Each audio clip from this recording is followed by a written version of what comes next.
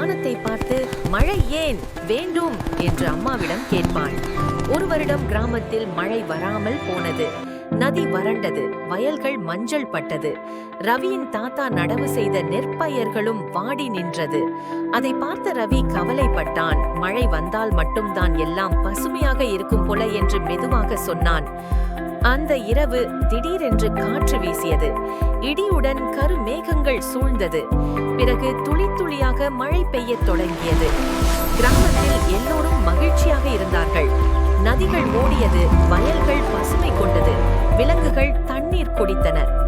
ரவி மழையில் நனைந்து குதித்து குதித்து விளையாடினான். They say every drop holds a secret. That's why the rain is nectar, full of magic. அதனால்தான் மழையை அமிர்தம் என்பார்கள். அன்று முதல் ரவி வானை கண்டால் நன்றி சொல்லும் பழக்கத்தை வளர்த்தான். மழை வருவதற்கும் உலகை உயிருடன் வைத்ததற்கும்